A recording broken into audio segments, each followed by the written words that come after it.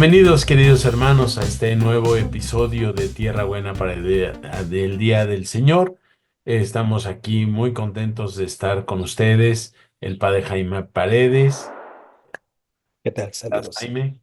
¿Qué tal? Diácono permanente, Toño Tame. ¿Cómo estás, Toñito? Muy bien, gracias a Dios. Buenos días, qué gusto saludarlos. Y yo, Miguel Ángel Saloma, queriendo reflexionar acerca del Domingo de Ramos que vamos a vivir. Y tenemos que hacer la aclaración. En la celebración del Domingo de Ramos hay dos partes. En una misa solemne, primero se comienza afuera de la iglesia con una liturgia de la palabra en la que se lee un fragmento del Evangelio, en este caso de Lucas. Y luego, entrando a la parroquia, comenzando lo que llamaríamos la misa, tenemos la pasión. Ha sido tradicional en nuestro podcast que hemos retomado solamente el Evangelio de la entrada a Jerusalén.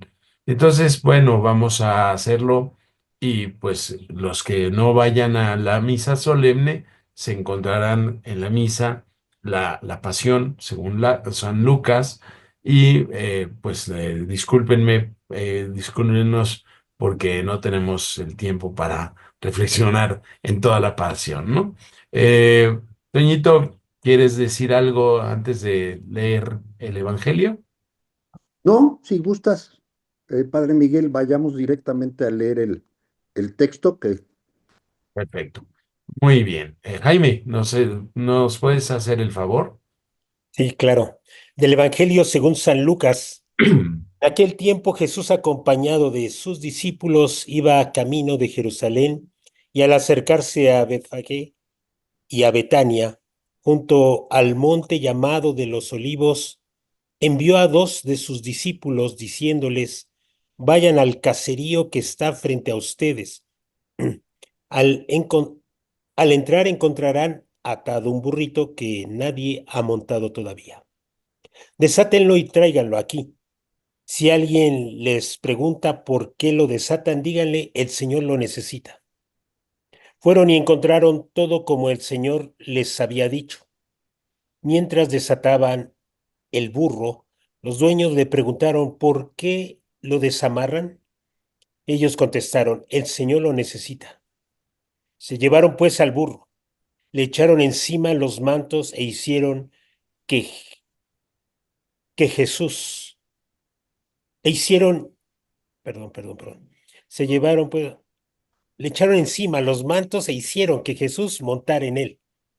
Conforme iba avanzando, la gente tapizaba el camino con sus mantos, y cuando ya estaba cerca la bajada del monte de los olivos, la multitud de discípulos entusiasmados se pusieron a alabar a Dios a gritos por todos los prodigios que habían visto, diciendo: bendito el Rey que viene en el nombre del Señor, paz en el cielo y gloria en las alturas.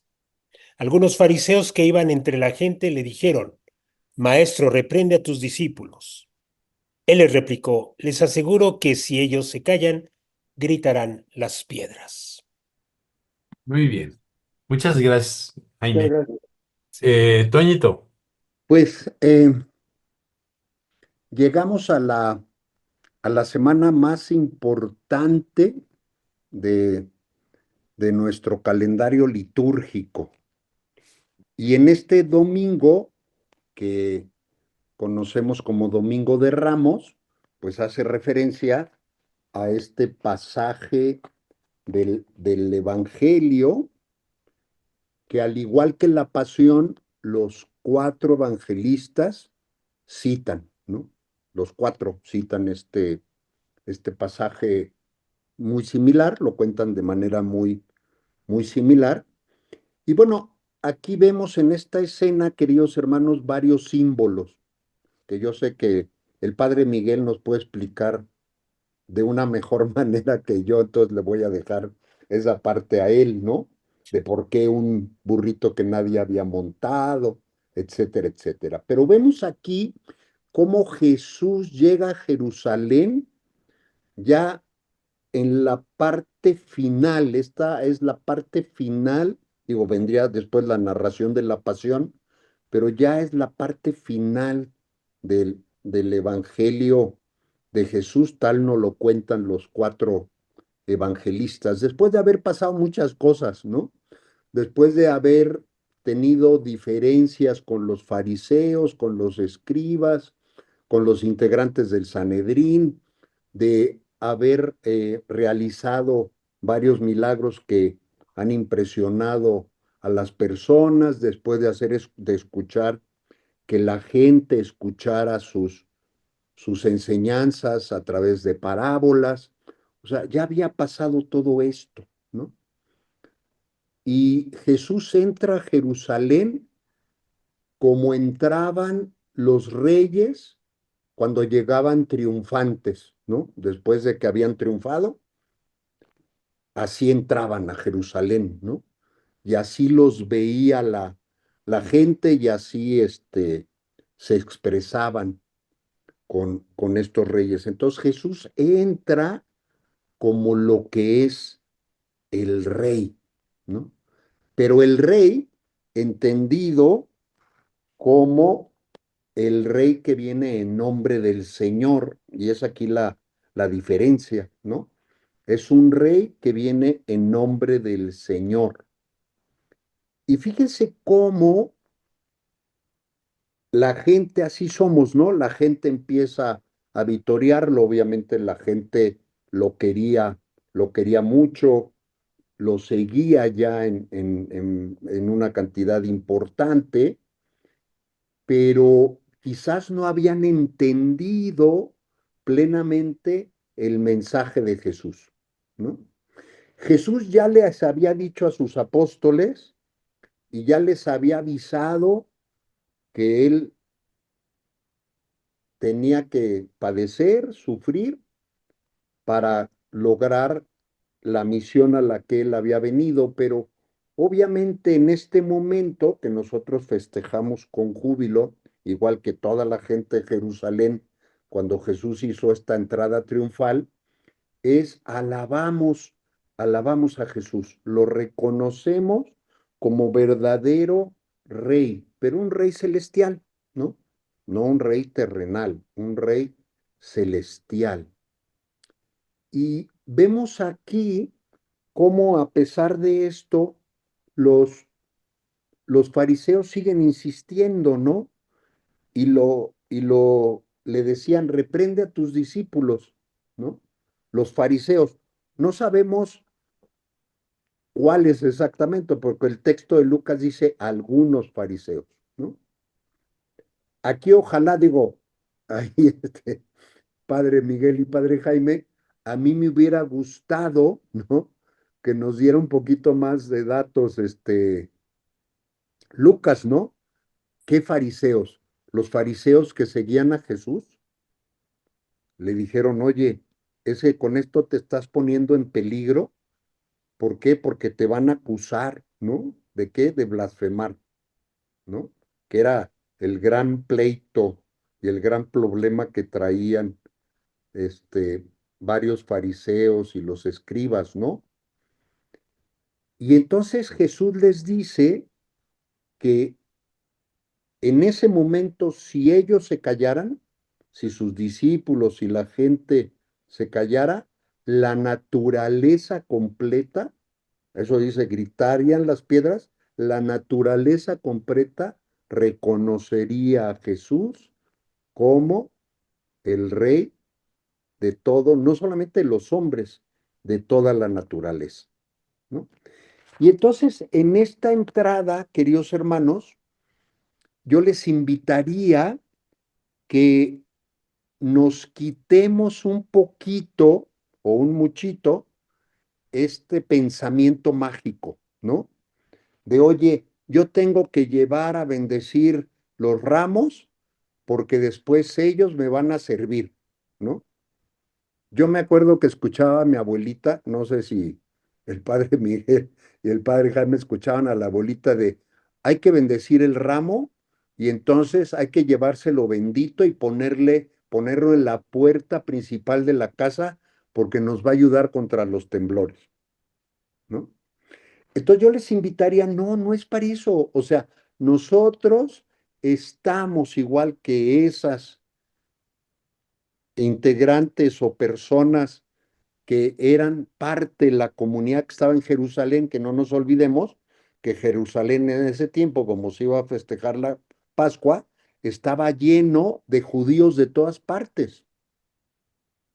Y Jerusalén era una ciudad multicultural y donde se hablaban varias lenguas, ¿no? Entonces, nosotros, recordando esa escena, es como también tomamos unas palmas, que pueden ser chiquitas, medianas, grandes, y acompañamos en procesión y recordamos esa parte de la entrada que hizo Jesús triunfal a Jerusalén.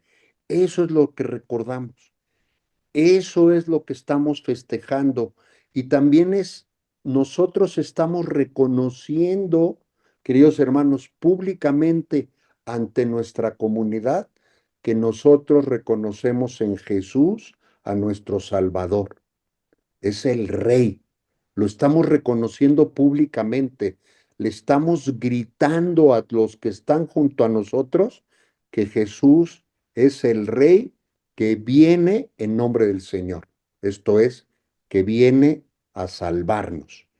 Esto es lo que deberíamos de festejar y se llama así festejar, ¿no?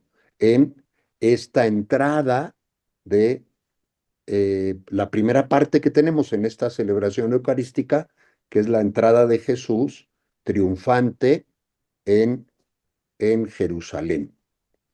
Yo aquí dejaría mi primer comentario, porque yo sé que el Padre Miguel nos va a ayudar.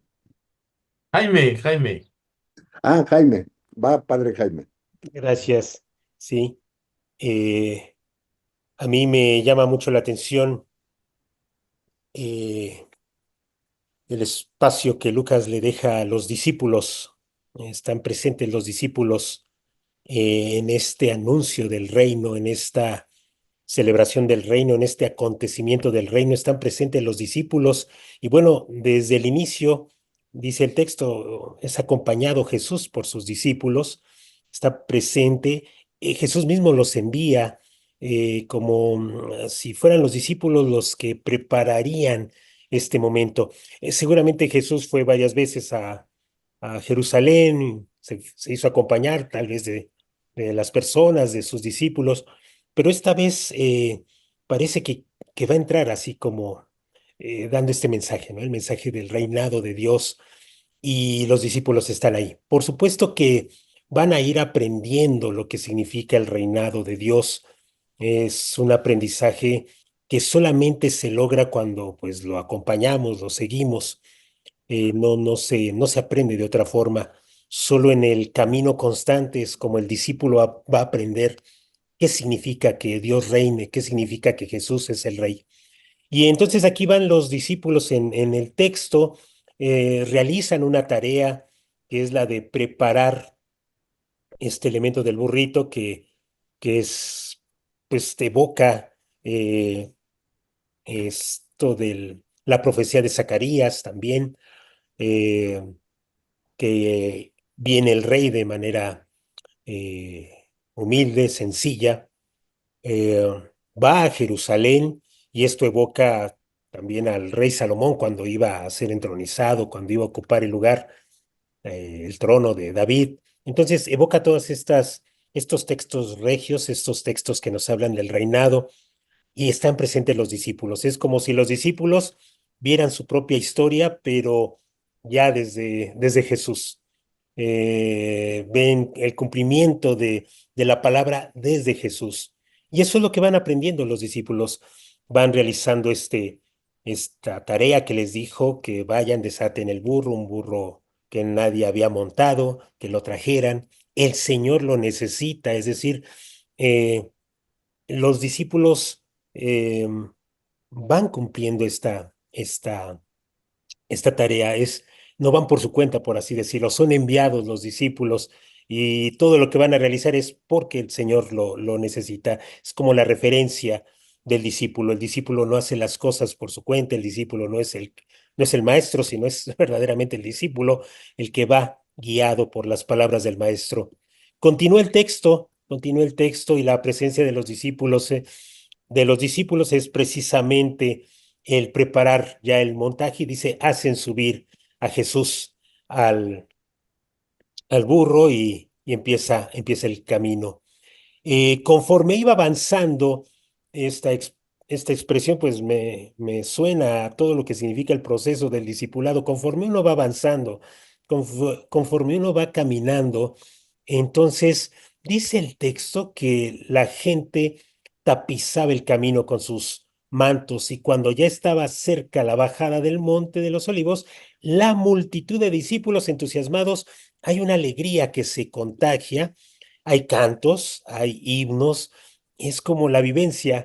El discípulo empieza a descubrir la presencia del Señor, del Rey que viene en el nombre del Señor. Y esta experiencia del canto, pues siempre nos hablará de personas liberadas, de personas libres. Recordemos cuando el pueblo de Israel cruza el mar Rojo, una vez que cruzaron el mar y ya quedaron muertos los ejércitos egipcios, entonan un himno, ¿no? Señor, es sublime su victoria. Entonan cantos. Esto de que alaban, entusiasmados, alaban al Señor, alaban a Dios a gritos por todos los prodigios que habían visto, pues realmente nos habla de esta experiencia del discípulo, la alegría, el gozo. Empiezan a encontrarse con Jesús, que es como la promesa cumplida ya de parte de Dios y eso da mucha alegría. Eso contagia a la demás gente. Y entonces percibo esta tarea o la función de los discípulos como la función de la iglesia. Somos la iglesia, los discípulos que pues vamos preparando este encuentro del Rey que viene en nombre del Señor, de Jesús que viene y nosotros pues tenemos esa función de ir preparando todo este encuentro, toda esta entrada triunfal de Jesús en medio de la alegría, en medio del gozo, en medio de ir descubriendo que nuestra historia la podemos leer de una manera distinta cuando seguimos a Jesús. El texto continúa, dan gritos de júbilo y vienen estos cánticos, este himno, paz en el cielo y gloria en las alturas.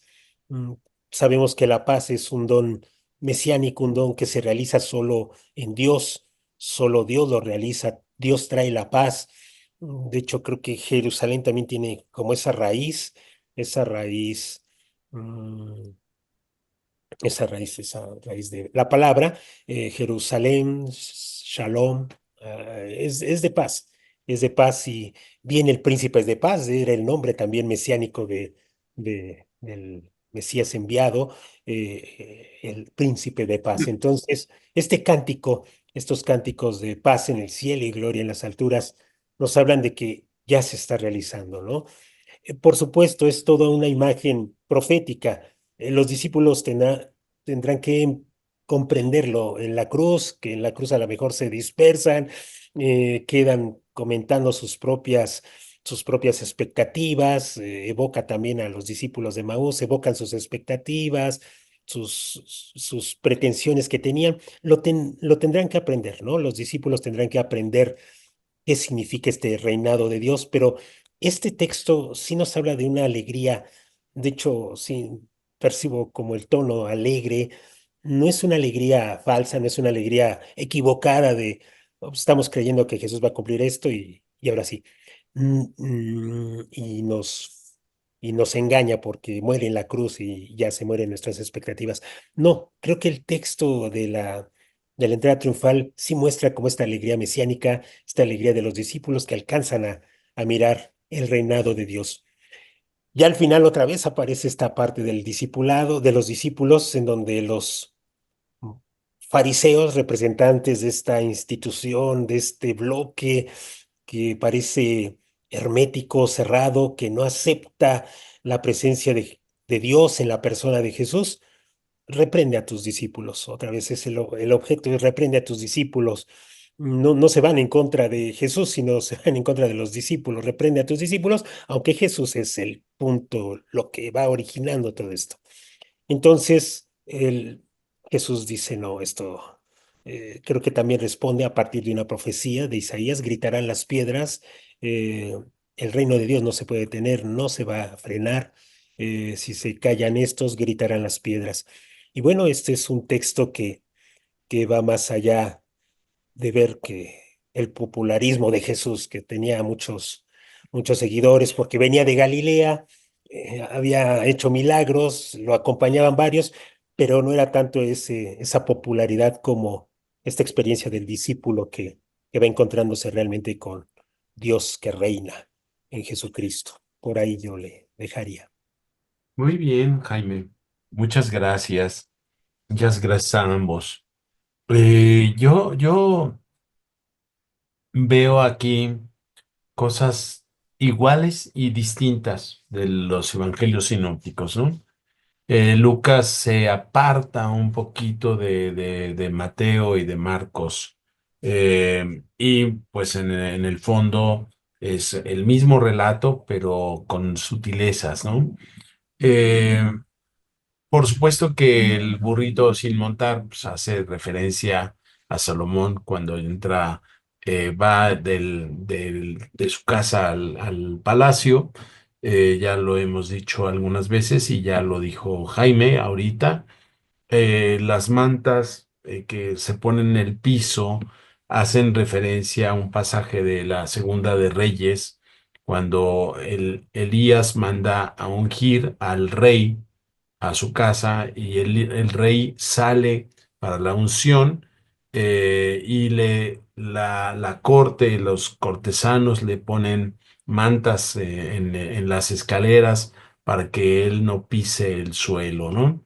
Esto es una realidad que Jesús en este pasaje está visto como rey del universo, ¿no? En los pasajes de Mateo y de Marcos hacen referencia a David, el rey David, y hacen referencia a Israel, el rey de Israel. Aquí en Lucas no se dice de David, no se dice de Israel, es más un príncipe o un rey de paz universal, paz que no se circunscribe a un pueblo, a una raza, sino que es un rey universal. Esta es una primera diferencia. La segunda diferencia que encontramos en el pasaje de Lucas y que vale la pena una sutileza. En los otros evangelios, Jesús se monta en el burrito. En Lucas, a Jesús lo montan en el burrito. Es como una sutileza muy fuerte para nosotros, que Jesús está siendo exaltado por la gente. Jesús no entra como un rey persa, como un rey romano, no entra como un rey judío, sino que entra como pues un cualquiera. Los burritos eran el medio de transporte de los judíos, de la clase pues media, bueno, no había clase media como tal, pero sí era un transporte muy popular.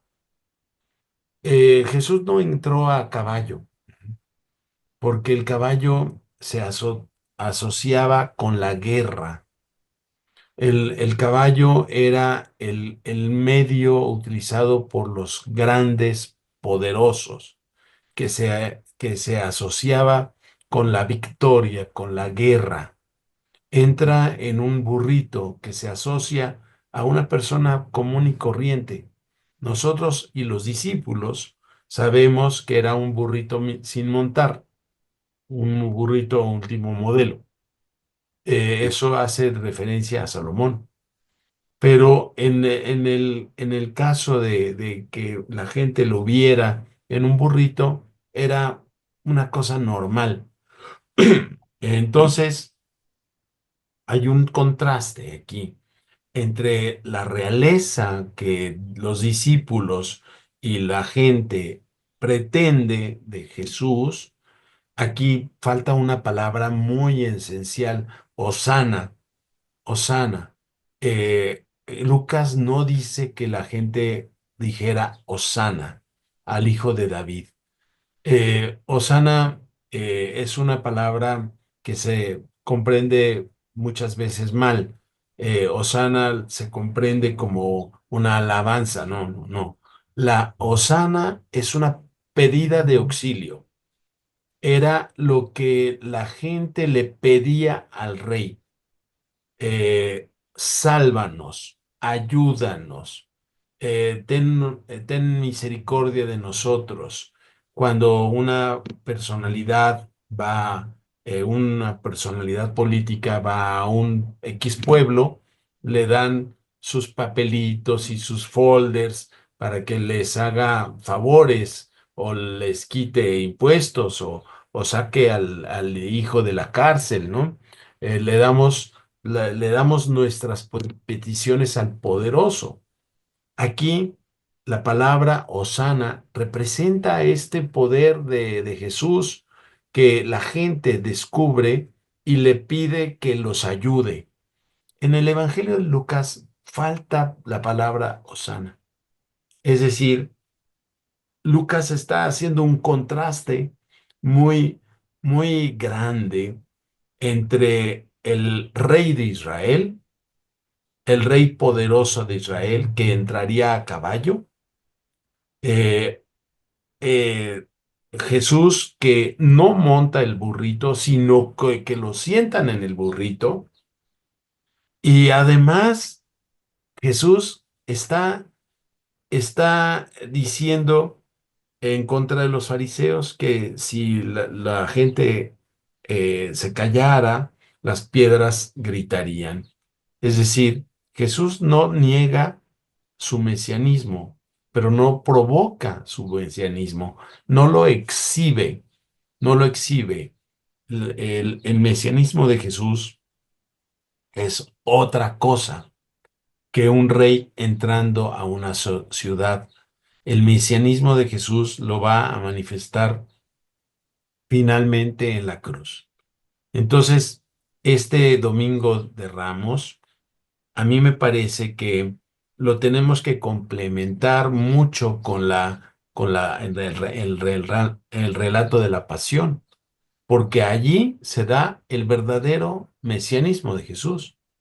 Está representado la verdadera regalidad o la realeza de Jesús en la pasión. Jesús es coronado, pero no con una corona de oro, sino con una corona de espinas. Es entronizado, no en un palacio, en una silla de piedras finas y maderas finas, sino es entronizado en la cruz. Y esto, yo lo digo así: Jesús no, al final rechaza lo que la gente lo está alabando, y lo rechaza porque se regresa. Que la gente y los discípulos estaban felices porque ya iban a tomar el control de la ciudad.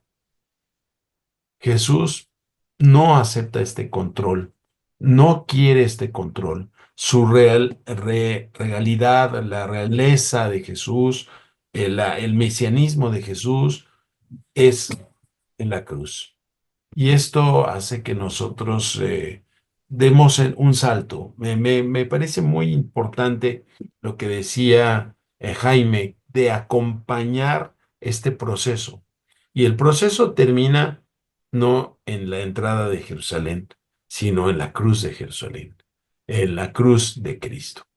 Bueno, yo creo que estamos tocando el misterio de nuestra fe. Nos Ujú. vamos a quedar siempre cortos, pero bueno, ahí le dejo. No, muchas gracias, Padre Miguel. Yo nada más comentar lo que ya habíamos dicho. Obviamente, esta es la primera parte de la celebración del próximo domingo y después vendría la lectura de la Pasión, recordándole a nuestros queridos hermanos que en el Domingo de Ramos se lee la lectura de la Pasión según el evangelista, de acuerdo al ciclo que tengamos, ¿no? Entonces lee Mateo, Marcos o Lucas. Y el viernes, que hacemos nada más la Pasión de nuestro Señor Jesucristo, ahí siempre leemos a Juan, ¿no? Entonces, yo les quisiera invitar, queridos hermanos, el texto es largo. Recordemos que en los cuatro evangelistas, el número de versículos que tiene la Pasión es importante, ¿no? Obviamente difieren del número de versículos, pero es una parte o su contenido es gran parte de los evangelios. Entonces yo les invitaría a que lo leyéramos con calma, ¿no? Porque el domingo está uno de pie y a veces se puede distraer uno un poquito, que se den la oportunidad de leerlo antes del domingo o después del domingo, ¿no? ¿Para qué? Para que lo puedan reflexionar y yo les invitaría que identifiquen algunos versículos, algunas escenas que solamente menciona Lucas, que no mencionan los otros evangelistas. ¿Por qué? Porque recordemos que el Evangelio de Lucas, la teología lucana que él refleja en su Evangelio, es de la misericordia y el perdón. Entonces ustedes van a ver que hay escenas de misericordia y perdón que Jesús, aún en esos últimos momentos, aún en esos momentos de sufrimiento, lo demuestra y lo ejecuta, esa misericordia y perdón, la hace presente en varios momentos, ¿no? Entonces, yo les quisiera invitar que esta Semana Santa la vivamos a toda su plenitud. Ojalá nos pudiéramos acercar al sacramento de la reconciliación, los que necesiten, obviamente, o los que necesitemos, ¿no? Y pues para que podamos vivir esta Semana Santa a plenitud, ¿no? Yo ahí dejaría mi comentario. Jaime. También le dejaría ahí. Perfecto, perfecto. Muy bien.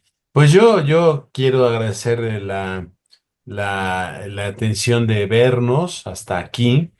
Y bueno, yo les pediría que compartan el video si les parece útil con la gente de sus grupos, de sus parroquias, las parroquias vecinas, y pues que compartan alegremente nuestra reflexión. Si no les parece útil, pues no compartan, no digan nada, nada más háganos el favor de vernos a ustedes, pero pues verdaderamente les deseamos una feliz Semana Santa, una feliz reflexión, profundización, contemplación de los misterios que vamos a celebrar. Ya nos estaremos viendo la próxima semana para hablar de la resurrección. Pues muchas gracias y bye. Pronto.